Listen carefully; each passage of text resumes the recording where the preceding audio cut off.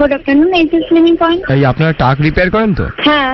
আমার টাকটা সারিয়ে দেবেন? আপনার টাক বলতে কি পজিশন আপনার? সামনের দিকে কপালটা আর কি চওড়া হয়ে গেছে অনেকটা, আর পেছন দিকে একটা চাঁদের মতন করে একটা কি চকচক করে। আর মেন কি বলুন তো, এমনি টাকটা বোঝা যায় না, চুল দিয়ে ঢেকে রাখি। একটু তেল মাখলে আর তেল মেখে আলোর নিচে দাঁড়ালে বেশি লোকে বুঝতে পেরে যায়, মানে রিফ্লেকশনটা হয়, বুঝতে পারলেন?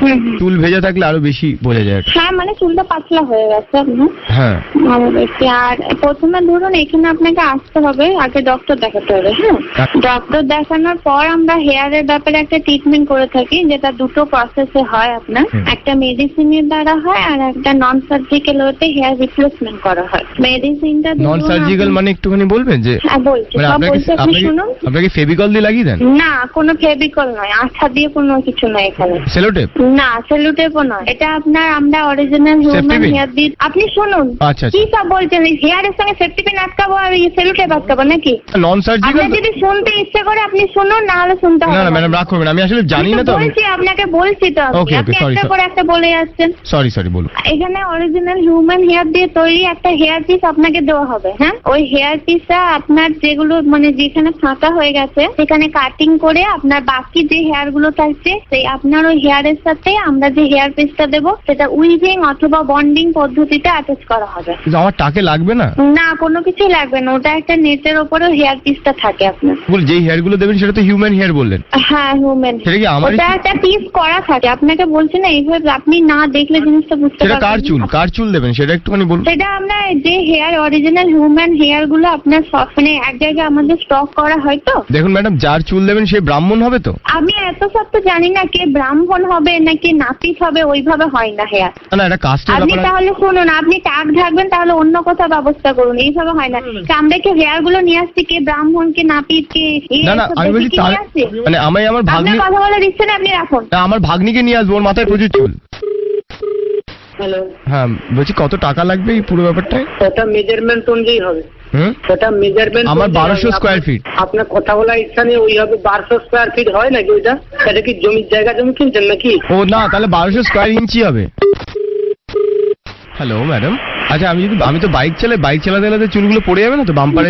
না, কিছু হবে না। আর আমার ওয়াইফ কি বলুন তো, একটু দুষ্টু মিষ্টি আছে তো, মানে আমরা যখন রাত। হ্যাঁ, আপনাকে কোনো কিছু বলা দরকার নেই। মানে আমরা যখন প্রেম করি ও চুল ধরে টানে, মানে ওই দুঃখুন ছুটি করে, তো তখন খুলে চলে আসবে না? করুন আপনি, কিচ্ছু হবে না। আপনার কি হেয়ার সম্পর্কে জানার ইচ্ছা আছে না অন্য কোনো কথা বলার ইচ্ছা আছে? হ্যাঁ বলছি, জন্তু জানোয়ার চুল লাগিয়ে দেবে না তো? হ্যালো। হ্যাঁ নমস্কার। হ্যাঁ বলুন। হ্যাঁ বলছি, আপনারা যে চুলগুলো লাগিয়ে দেবেন ওগুলো পেকে যাবে না তো? সেটা লাগানোর পর পড়ে যাবে, আপনি কিছুদিন লাগিয়ে রাখুন, তারপরে রেজাল্টটা আপনাদের দেবেন। আচ্ছা, আর পাকা চুল হয়ে গেলে কি বেঁচে আপনারা দেবেন? পাকা চুল আমরা দেবো কেন? তো পাকা চুল হবে কি আপনাদের কাছে? তা ধরনের কথা বললে ওইভাবে কথা বলে যায়? হ্যালো।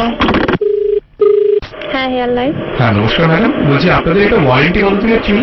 আপনার যেখানে ফাঁকা হয়েছে, যে জায়গায় টাক পড়েছে সেই জায়গায় লাগানোর পরে আপনার 5 বছর চলে যাবে। আচ্ছা, আমাকে আমার এক বন্ধু বলেছে যে ইউরিয়া সার মাথায় মাখলে নাকি চুল গজায়, ওটা কি সত্যি? হ্যাঁ, আপনি মেখে নিন না। আপনার কি ফোনে কাজকর্ম নেই নাকি? হ্যালো। হ্যাঁ নমস্কার স্যার। আচ্ছা, এই সেলুনে যারা চুল কাটে, ওই যে চুলগুলো বেঁচে যায়, ওই চুলটাই দেওয়া হয়। ওই চুলটাই দেন আপনার? হ্যাঁ। মাটি থেকে কুড়িয়ে আনা চুল আমার মাথায়? হ্যাঁ। ছি। যদি ধরেন যার চুল সে চিনতে পেরে যায়, ফেরত চায়? কি কথা বলছেন আপনি? এটা একটা প্রাইভেট লিমিটেড, এটা কোম্পানি। হ্যাঁ, ধরে নিন আমি যে সেলুনে চুল কেটে গেছে সে তার চুলটা আমার মাথায় দেখে চিনতে পেরে গেল, তখন কি করবো? চিনতে পেরে গেছে? হ্যাঁ। আপনি লেখাপড়া জানেন তো? হ্যাঁ। তাহলে এই কথা বলতেন তো? সেই কারণেই তো বলছি, চিনতে পারে না, বলবে যে আমার চুলটা এই তো সাদা।